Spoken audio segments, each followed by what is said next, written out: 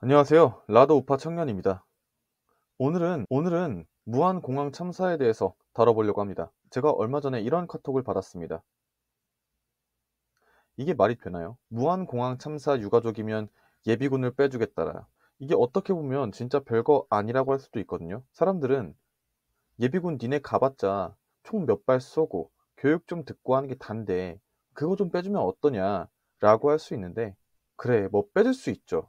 뺄 수 있는데, 그렇게 따지면 작년에 가족이 사고로 안 좋은 일을 겪은 사람들은 전부 예비군을 면제시켜줘야죠. 형평성에 어긋나지 않습니까?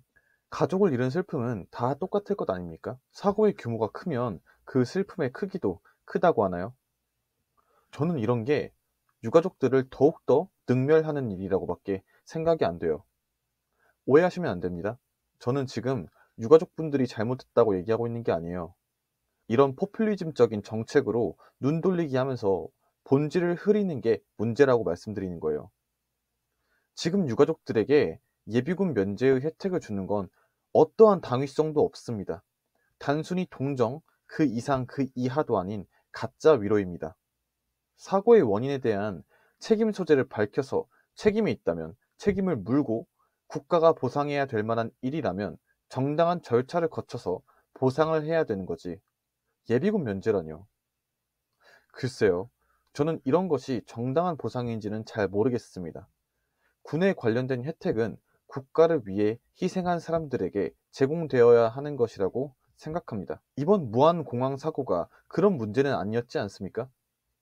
이런 어설픈 동정으로 유가족들의 마음을 달래려고 하는 건 오히려 그분들을 무시하는 거라고 생각되네요. 그분들도 이런 형태의 보상을 원하지 않을 것이라고 생각합니다. 그리고 지금 큰 문제인 게, 군대도 지금 민주당의 진지로 넘어갔는지 여기 제주 여객기 사고라고 나온 것부터 무한이란 호칭을 쓰면 안 된다고 바락바락 우기는 민주당이랑 의견을 같이 하고 있어요.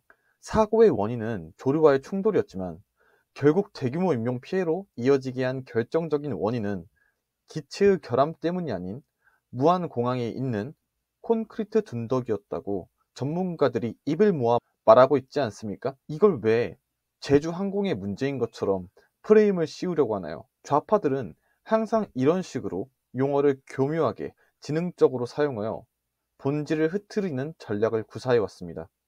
스페인 독감, 일본 뇌염, 대구 지하철 참사, 이태원 참사, 다 지명을 사용하고 있는데 왜 무한공항은 안 되는 건가요? 왜 그들이 이렇게 필사적으로 무한이란 이름을 빼려고 할까요? 저는 이것을 보고 딱 우한 폐렴이 생각났거든요. 제가 학생이었을 때는 몰랐습니다. 그저 의문이 들었을 뿐이에요. 우한에서 발생한 바이러스니까 우한 폐렴이라고 하겠다는데 왜 이렇게 집요하게 코로나라고 부르라고 할까? 이제야 퍼즐이 맞춰지기 시작했습니다. 지금 좌파는 좌파가 아니라 친중 공산당 세력이라고 말씀드렸었죠. 자기들이 찬양하는 그 나라에 귀책이 있는 것처럼 느껴지게 하는 용어는 죽어도 사용 못하게 하려는 것입니다. 무한공항 참사도 마찬가지입니다. 대규모 참사로 이어지게 된 결정적인 원인은 콘크리트 둔덕이라고 말씀드렸었죠. 그렇다면 그 콘크리트 둔덕은 거기에 왜 있었을까? 그곳에 콘크리트 둔덕을 두도록 허가한 사람은 누구였을까요? 그리고 결정적으로 무안에 공항을 만들도록 지시한 사람은 누구였을까요? 바로 김대중 전 대통령의 최측근이자 무안 출신 의원 한화갑입니다. 그러니까 무안이란 단어가 부각될수록 자신들과 연관이 되어 있다는 것을 국민들이 알까봐 불안한 것이었어요. 참사만 났다 하면 화영대에 올릴 사람 찾아서 마녀사냥하고, 참사로 장사하면서 정치적으로 이용할 생각뿐인 민주당이 이번엔 조용한 이유가 있었네요. 세월호 사건 때는 박근혜 전 대통령 빌미 잡아서 탄핵시키고 관련 당사자들 싹 다 뒤져서 처벌하고, 이태원 참사 때도 서울경찰청장부터 용산경찰서장까지 관련된 사람들 싸그리 모아다가 책임을 물었으면서 이번엔 놀랍도록 조용하지 않나요? 이번에는 왜 책임자 찾아서 반드시 진상 규명해야 한다고 난리치지 않을까요?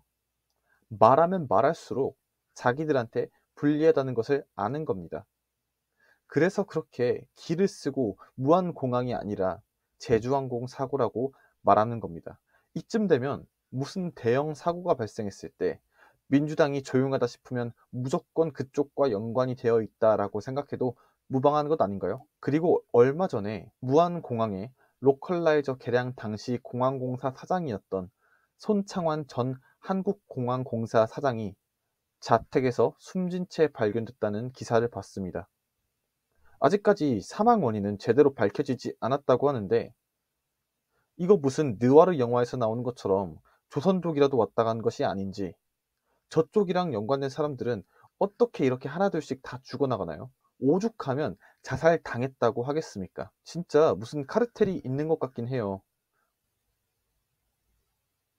오늘은 무안공항 사고에 대해서 갑작스럽게 이야기를 해봤는데요. 지금 이런 시국에 대통령이 탄핵되냐 마냐, 우리나라가 공산화가 되냐 마냐의 중요한 기로에 있는데 이런 얘기나 하고 있냐라고 생각하는 분들이 있을 수도 있습니다. 하지만 부정선거에 관련해서 헌법재판소의 재판관들의 불합리함과 불공정성에 대해서 소리를 내고 있는 많은 우파 유튜버들이 있습니다. 그래서 저는 아직까지도 정치에 관심을 두고 있지 않은 많은 사람들에게 조금 더 대중적인 주제로 그들의 폐악질에 대해서 알리고 싶었습니다. 오늘 영상은 여기까지 하도록 하겠습니다. 시청해주셔서 감사합니다.